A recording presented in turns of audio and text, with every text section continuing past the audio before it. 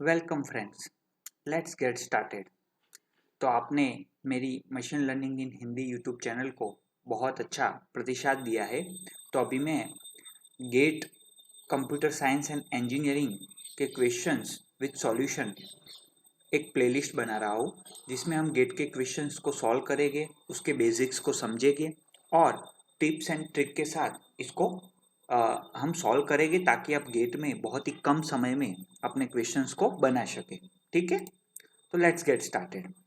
तो सबसे पहला क्वेश्चन है, consider the equation 1 2 3 is a number and 5 is a base, x 8 y is a base, where x and y as unknown and the number of possible solution is। कितने possible solution मिलेंगे आपको। तो सबसे पहले ये याद रखना है कि यहाँ पे 8 है और बेस में y है, तो यानी कि y is always greater then 8 होगा यहाँ पे। ठीक है, आपको जो भी फंडामेंटल्स डिजिटल इलेक्ट्रॉनिक्स के पता होने चाहिए, और x is less then y होगा। ठीक है, ये दो कंडीशन आपको याद रखनी पड़ेगी। ठीक है, अभी देखिए यहाँ पे 1 2 3 5 है बेस, x 8 y है। तो ये क्वेश्चन गेट में पूछा गया था। तो सबसे पहले हमको पता है 0 1 2, यानी कि ये नंबर दिया, यहाँ पे भी 0 1, ये सीक्वेंस है।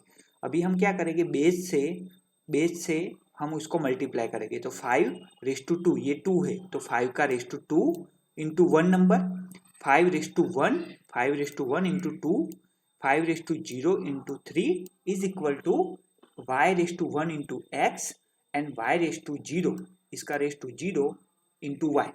तो हम उसको इक्वेशन को सॉल्व करेंगे तो क्या मिलेगा, यहाँ पे 25 plus 10 plus 3 x y plus 8, यानी कि 38 is equal to x y plus 8। X y कितना मिला, 30। अभी हमको पता है कि यहाँ पे सॉल्यूशंस कितने बन सकते हैं, एक्स और वाई की वैल्यू। तो x is less than y होगा। तो लेट्स से 30 कब मिलता है, तो 10 इंटू 3 यानी कि 3 एंड 10, यानी कि यहाँ पे x is less than y है। दूसरा 1 एंड 30 मिलेगा।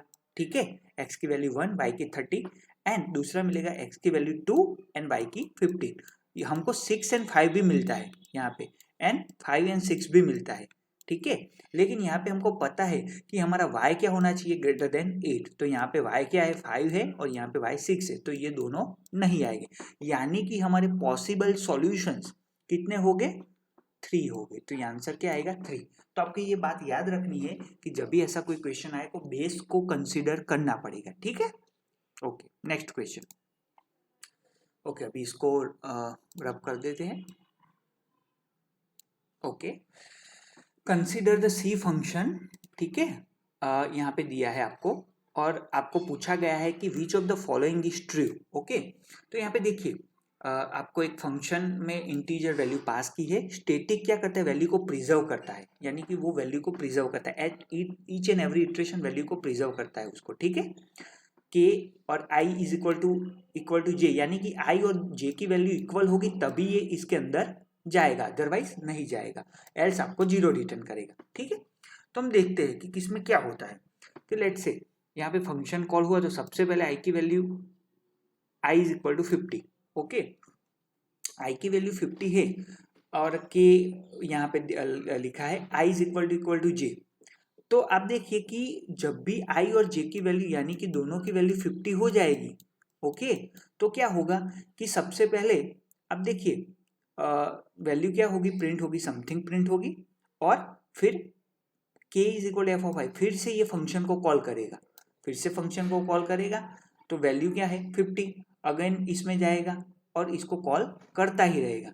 Means the function will exhaust the run time stack और a run into an infinite loop when j is equal to 0, क्योंकि कोई भी स्टॉपिंग क्राइटेरिया नहीं है यहाँ पे। देखिए एवरी टाइम वो 0, क्योंकि यहाँ पे देखिए 0 ये भी नहीं आएगा, function print the string something for all value of j, ये भी नहीं होगा, यहाँ पे 0 and the j is equal to 50, ये भी नहीं होगा, क्योंकि ये एवरी टाइम इसको कॉल कर ही रहा है।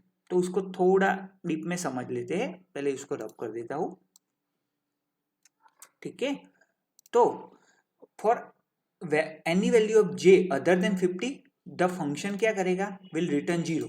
तो आप देखिए यहाँ पे अदर देन कोई भी वैल्यू 50 होगी तो वो क्या करेगा, रिटर्न 0। ठीक है, but for j is equal to 0 condition will be true and it will print something and the function will be called recursively with the same value till the runtime stack overflow.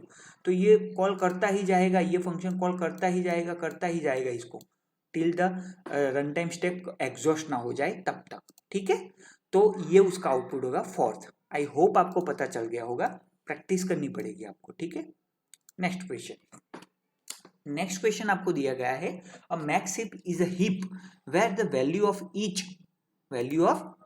Parent is greater than और equal to the value of its children. ये आपको पता है कि always क्या होगा कि ये पेरेंट है, लेट से इसकी वैल्यू 30 है, तो उसके जो चाइल्ड होंगे वो यानी कि उससे कम ही होंगे, ठीक है। तो यानी कि ये ऑलवेज ग्रेटर होगा इन दोनों से, तो ये माइंड में आपको फिट रखना है। और दूसरा याद रखना है कि मैक्स हीप में यहाँ पे याद रखना है कंप्लीट बाइनरी ट्री बनेगा। कैसा? कंप्लीट ट्री बनेगा, तो ये आपको याद रखना है। तो सबसे पहला ऑप्शन यहाँ पे चेक करते हैं।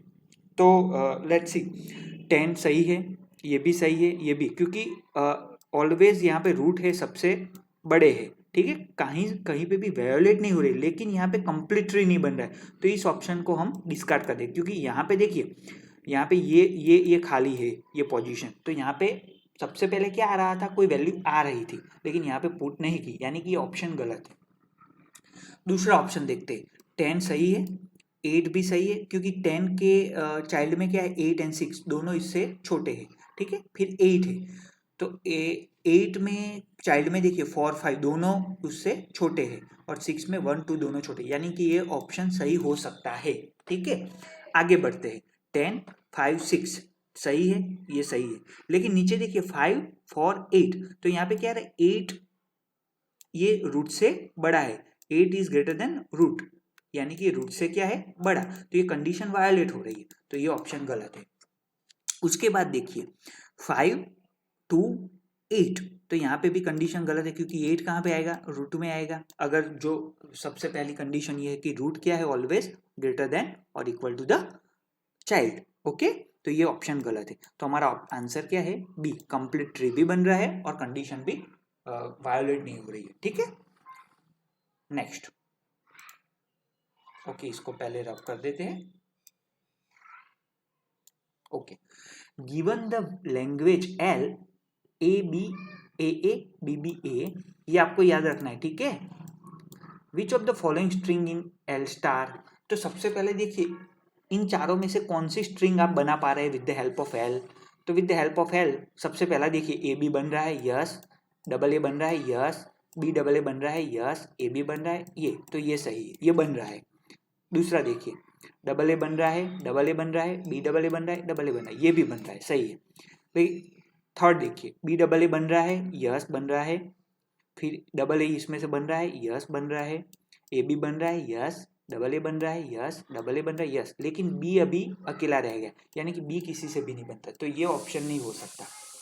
लास्ट का देखते हैं, बी डबल ए बन रहा है यहाँ पे देखिए, क्योंकि यहाँ पे है बी डबल ए, फिर डबल ए बन रहा है, ये भी है, ए बी बन रहा है, डबल ए भी बन रहा है, यानी कि ये ऑप्शन भी सही। यानी कि कौन से ऑप्शन को हम with the help of language L बना पा रहे हैं, तो 1, 2 एंड 4, यानी कि ऑप्शन सी सही है यहाँ पे। आई होप आपको पता चल गया होगा, ठीक है। चलिए नेक्स्ट, सबसे पहले रब कर देते हैं। ओके, ये आंसर है, लेकिन हमने सॉल्व कर दिया है। Okay, which of the following graph is isomorphic, तो आइसोमोर्फिक ग्राफ, ऐसे कोई ऑप्शन पूछे जाए तो याद रखना है कि कभी भी ऑप्शन को चूज नहीं करना है, सबसे पहले उसकी प्रॉपर्टी, ऑप्शन को वन बाय वन ऑप्शन को देखो, प्रॉपर्टी सेटिस्फाई कर रही है या नहीं, वो देख लेते हैं, ठीक है। तो आगे बढ़ते हैं इसमें, तो देखिए इसमें क्या हो रहा है, तो सबसे पहला ग्राफ देखिए, ये सबसे पहला ये ऑप्शन देखिए, जिसमें क्या है, the graph option A has the 3 length cycle, कितनी लेंथ की साइकिल है, 1, 2 एंड 3, और हमारे ओरिजिनल जो ग्राफ है उसमें कितनी है, 5, ओके, ओरिजिनल ग्राफ, तो वो मैच नहीं हो रहा है, तो ये ऑप्शन क्या है, गलत, आइसोमॉर्फिक के लिए। अभी ऑप्शन सी को देखिए, ऑप्शन सी को देखिए, एक एक को डिस्कार्ड करेंगे तो ऑटोमेटिक आंसर मिल जाएगा, ठीक है। Option C has the vertex with the degree 3, देखिए यहाँ पे 1, 2 और 3, 1, 2 और 3, यानी कि जो भी वर्टेक्स है उसकी डिग्री कितनी है, 3 है, और हमारे ओरिजिनल में कितनी, 1, 2, 3, 4 है यहाँ पे, ठीक है। Does not have a vertex with degree 3, कोई भी डिग्री देखो यहाँ पे 1, 2, 1, 2, 3, 4, 1, 2, 1, 2, 3 वाली कोई भी डिग्री हमारी डिग्री नहीं है इस ग्राफ में, 4 है यहाँ पे देखो। तो ये ऑप्शन भी क्या है, गलत है। ऑप्शन डी देखो, उसमें कितनी लेंथ की साइकिल है, 4 लेंथ की साइकिल है, 1, 2, 3 एंड 4, और हमारे ओरिजिनल में कितनी है, 1, 2, 3, 4 एंड 5, ठीक है। तो ये option original does not have a 4 length cycle, तो ये ऑप्शन भी क्या है, गलत, यानी कि हमारा आंसर क्या है, बी। तो इससे आप क्या इजीली आइडेंटिफाई कर सकते हो कि आइसोमॉर्फिक ग्राफ है या नहीं है, ठीक है। ओके, तो अभी हम क्या करेंगे, आगे बढ़ेंगे, ठीक है। इसको रब कर देता हूं सबसे पहले। ओके, फिर हमारे ऑप्शंस दिए गए हैं हमको कि कौन से, लेकिन ये हम या आई थिंक ये बड़ा हो जाएगा, तो नेक्स्ट लेक्चर में हम इसको डिस्कस करेंगे। ओके, तो please do share, like and subscribe my channel and share with your friends जो कि गेट की प्रिपरेशन कर रहे हैं। मैं बहुत अच्छे वीडियो और टिप्स एंड ट्रिक लेके आऊँगा। Okay, thank you so much दोस्तों, please do share, like and subscribe my channel.